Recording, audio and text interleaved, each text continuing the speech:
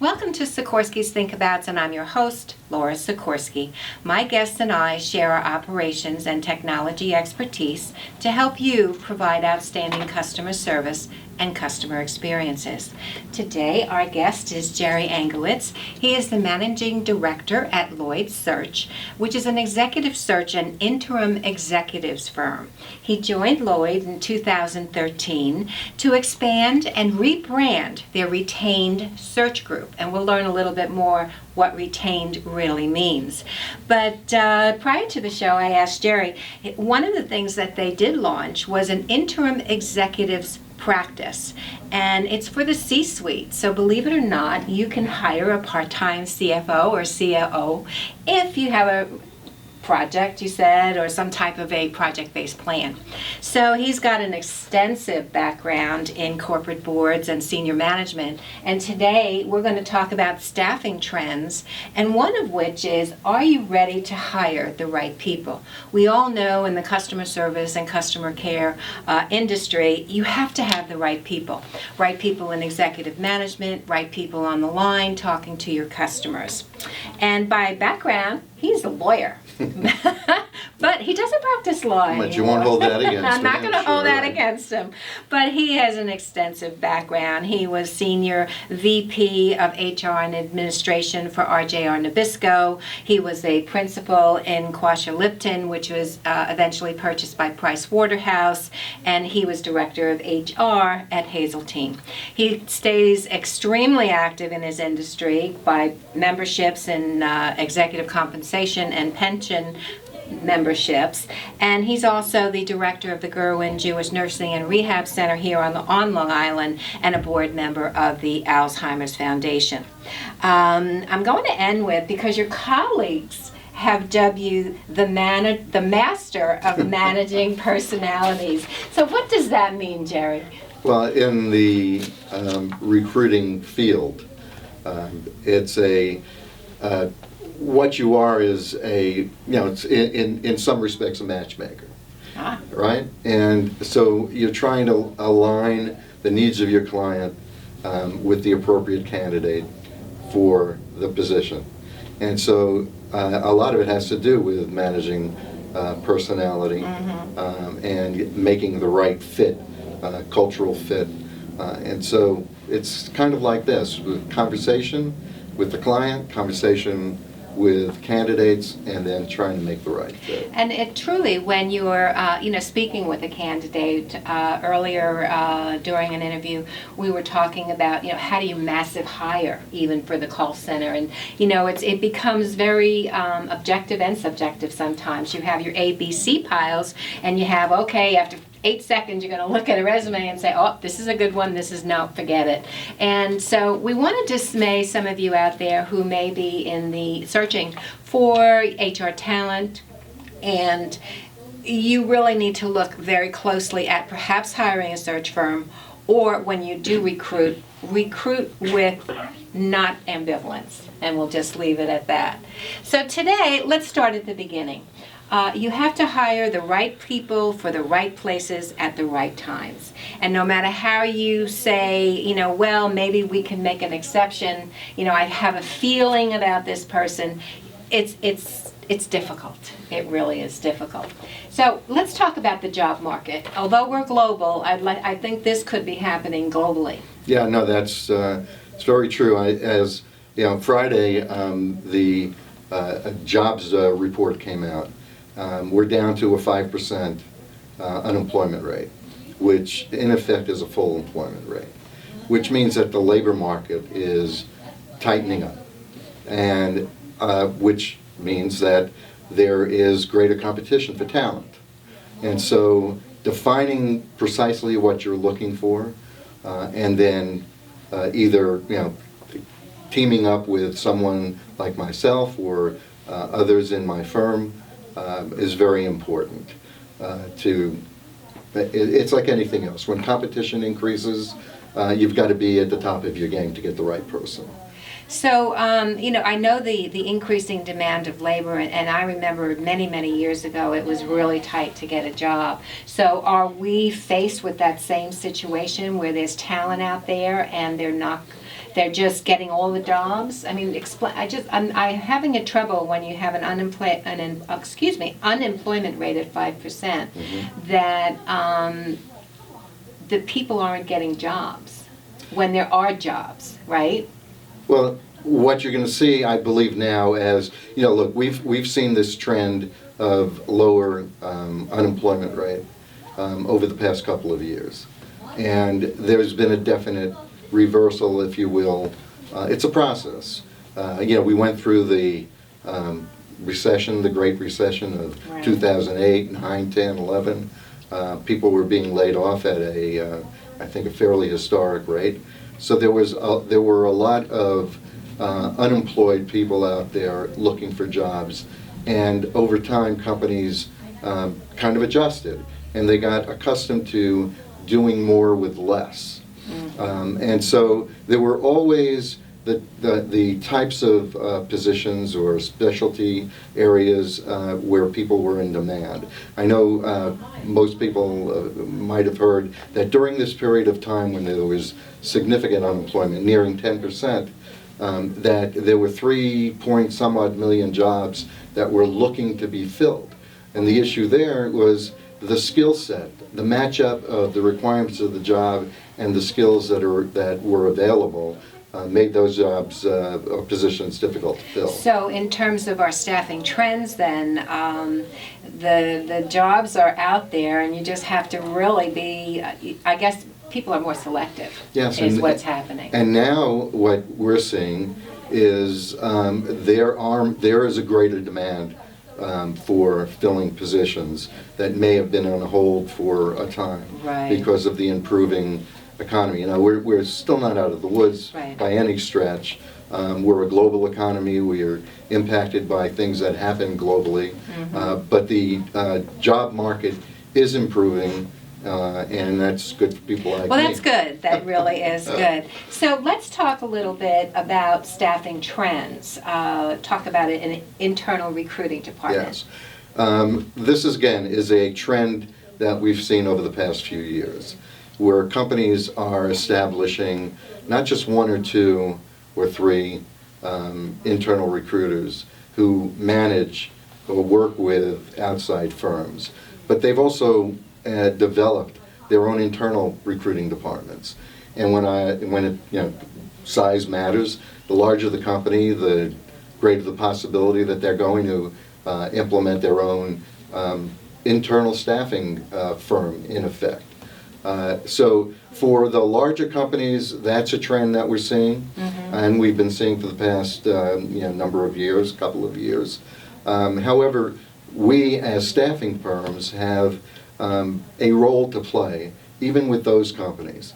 We form, I'm going to say, partnerships when they're looking for specialty hires, someone who has a special skill set or experience or knowledge base, and they're difficult to find because those types of candidates tend to be in greater demand. We partner up with even the internal recruiting. So a staffing firm augments a internal In some cases HR it does, department. and in other cases takes the lead. Yes. And you did talk about, the strategic business partner relationship, and I find, regardless of, what type of vendor a company may have, a staffing vendor or a supplies vendor or something like that, the partnership is what's ideal. Absolutely. I think it's critical. If you're in the customer service or in the service industry, which we are, we're a service provider. It's critical that you know your client as well as you can, know what their needs are, what their requirements are, what challenges they face, so that you can be a true consultant to them. And that's what I refer to as a strategic partnership, and it's very important to the ultimate success of the venture. Well, that's great. Well, we are going to take a short commercial break, and we're going to come back with the need for clarity when you're looking for a position. See you in a few.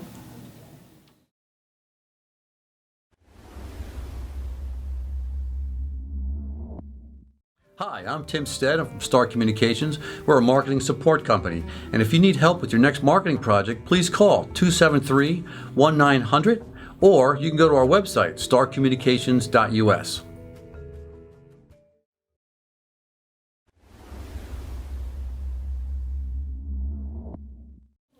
Welcome back to Sikorski's Think Abouts, and I'm your host, Laura Sikorski. My guest today is Jerry Angowitz, and we are talking about the staffing trends for 2016. And when we left, we were talking about recruiters, and now we're going to change the flow a little bit. We're going to actually talk about the position. So again, regardless of executive or online supervision type of people, let's talk about the positions that you look for and what you need to do. All right. I think the first step in the process is discussing with the client what their requirements are, what their needs are.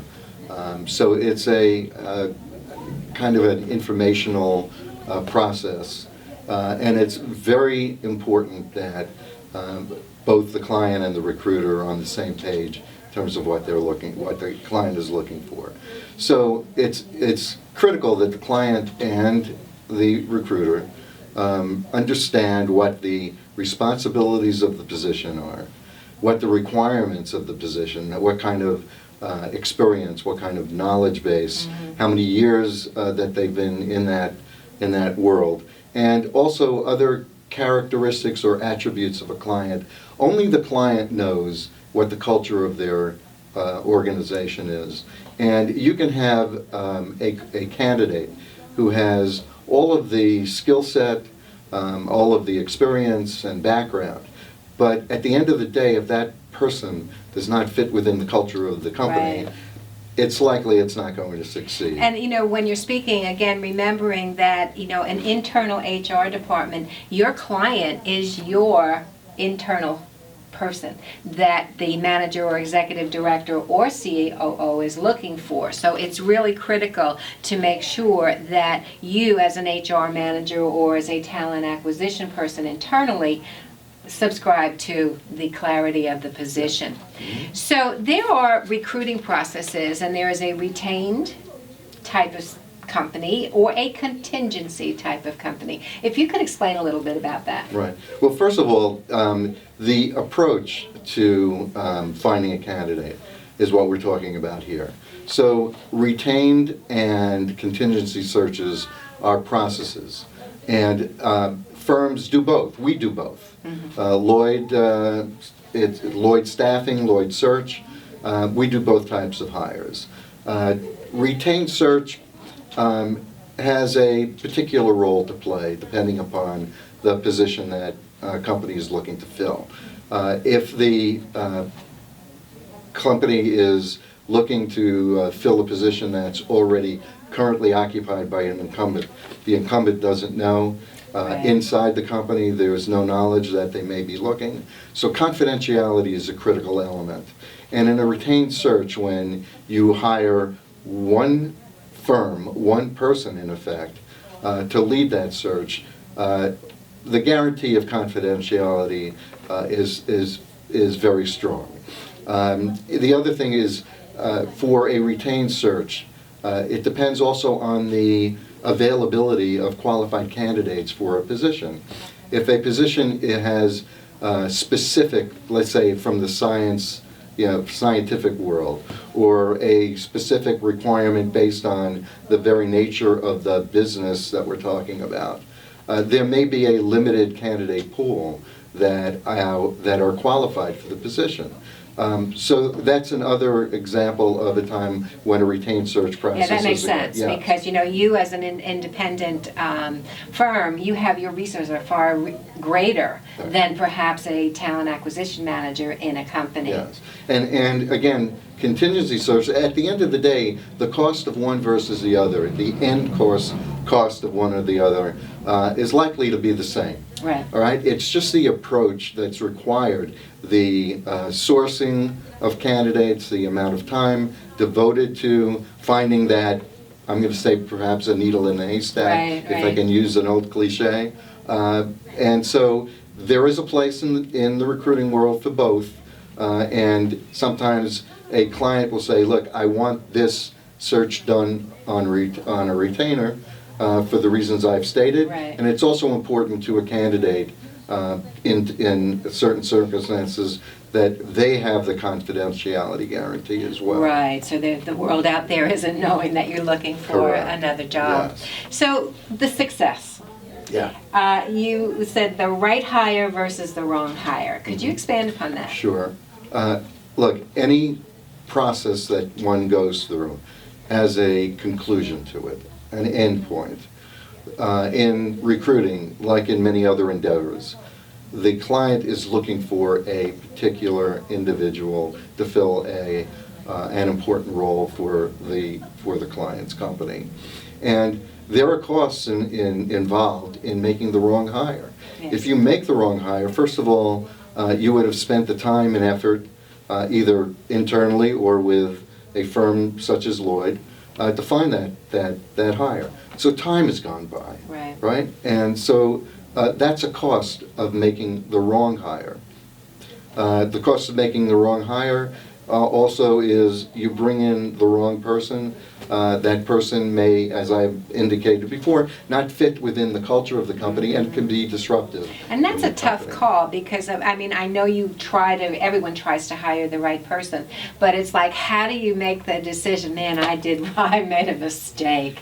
And I think here in New York, we have a certain probationary period that you can have and not have this, with the state, and there can be no suits and all that kind of stuff. But it's still a rough happening. No, it is. Look, at the end of the day, if the process is worked correctly, if the recruiter and client partner up in what they're looking for, what the client is looking for, and there's clarity, as we indicated before, and as a consultant providing a service to a client, as I indicated before as well, the more I know about that client, the more that client shares with me, the better prepared I am to go out into the marketplace and find the right hire. So you had this takeaway thought. Yeah, look, I'm not going to take credit for it. I either heard it somewhere or read it somewhere, and this is my take on it. And frankly, it's avoid letting the perfect be the enemy of the excellent or the good. What we find in our profession at times that a client is looking for the perfect candidate.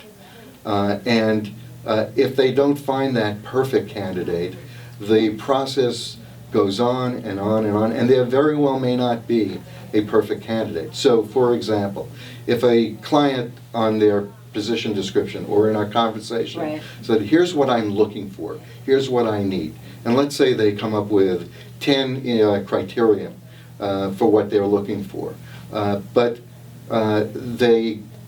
we present candidates who meet 8 out of those 10, or 7 or 9 out of those 10. And by prioritizing the requirements and the specifications, in looking at what a particular candidate brings to the table, one should not let that perfect candidate be the enemy of that excellent candidate. Because that excellent candidate may very well turn out to be the perfect candidate. So, you have to see through sometimes your policies and what you may have said, and you have someone who is sitting in your office and you've interviewed them perhaps 2, 3, 4 times and going, gosh, this person is right, but they're not seeing it. So that reinforces the other point we talked about, which is being a strategic partner with the client, as a recruiter being strategic partner with the client.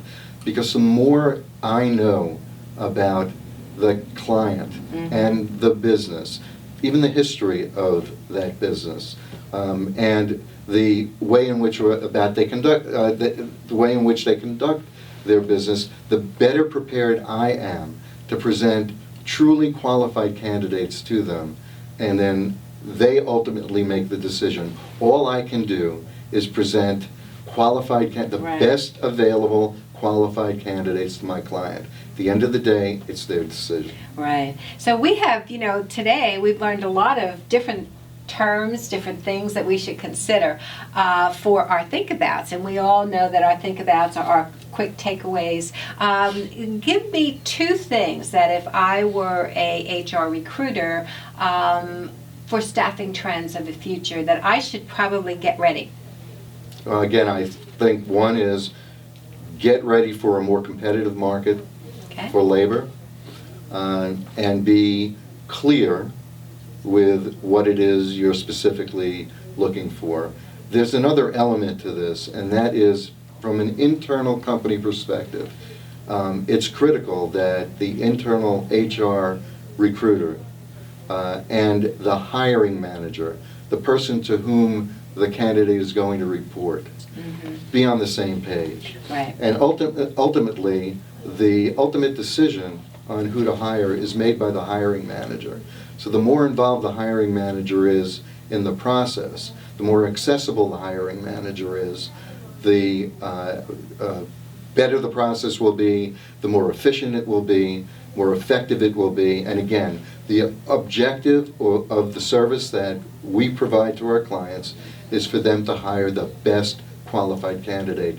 That's a buzzword or a buzz phrase that everyone should keep in mind. And we have to remember hiring the right people at the right place at the right time. Yes. So with that, Jerry, I want to thank you so much for being with us this morning. Thank you. It was a great appreciate show. it. Thank you so much. Thank and if you. you would like to reach Jerry, you can reach him at Angowitz at lloydsearch.com, and the phone number is 631-370-7443. And certainly to reach me, I'm at Twitter at Laura Sikorski and 631-624-6650. And a big thank you to Corinne Murphy-Caro, who is founder and CEO of the Daily Blue Chip Marketing. Oh, I can't speak today. We would also like to thank our videographer, Sam, for doing such a great job today and making us both look really great in front of the camera. And with that, I want to thank you all for clicking in, and have a perfect rest of the day.